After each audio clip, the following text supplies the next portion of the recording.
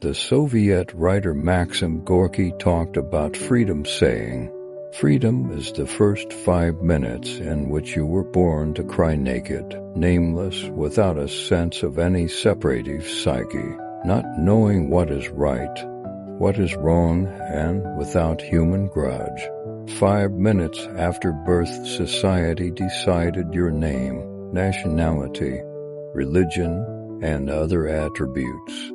Then we grow defending and promoting things that we didn't choose, endlessly for the rest of our life. Thus compassion is gone and illusion is invited." Fyodor Dostoevsky, one of literature's greatest masters, delves deep into the complex nature of freedom in his works. Dostoevsky's experiences shaped his exploration of the human condition, morality, and the struggle for individual autonomy.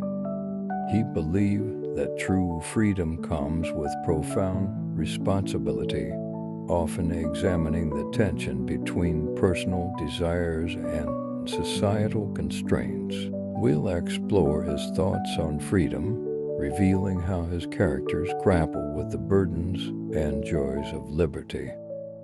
But the people are weak and cannot bear the burden of freedom. They need someone to guide them, to give them security, to tell them what is right and wrong. There exists no greater or more painful anxiety for a man who has freed himself from all religious bias than how he shall soonest find a new object or idea to worship.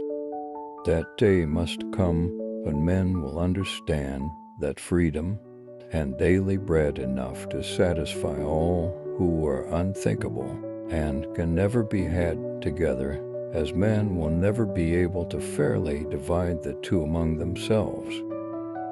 And they will also learn that they can never be free, for they are weak, vicious, miserable non-entities born wicked and rebellious. Without a clear perception of his reasons for living, man will never consent to live and will rather destroy himself than tarry on earth, though he be surrounded with bread. Anyone who can appease a man's conscience can take his freedom away from him.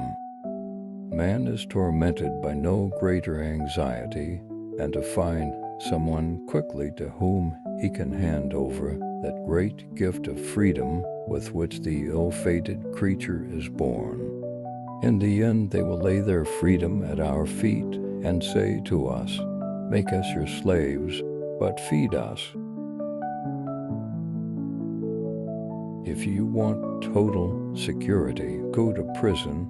There you're fed, clothed, given medical care, and so on. The only thing lacking is freedom. It is by the goodness of God that in our country we have those three unspeakably precious things: freedom of speech, freedom of conscience, and the prudence never to practice either of them. Necessity is blind until it becomes conscious. Freedom is the consciousness of necessity. At what point, then, is the approach of danger to be expected? I answer, if it ever reach us, it must spring up amongst us. It cannot come from abroad.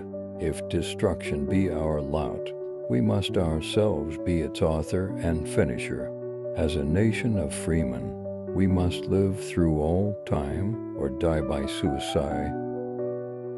None are more hopelessly enslaved than those who falsely believe they are free. Freedom is never more than one generation away from extinction. We didn't pass it to our children in the bloodstream. It must be fought for, protected, and handed on for them to do the same. It is difficult to free fools from the chains they revere. The only way to deal with an unfree world is to become so absolutely free that your very existence is an act of rebellion. Freedom is never voluntarily given by the oppressor. It must be demanded by the oppressed.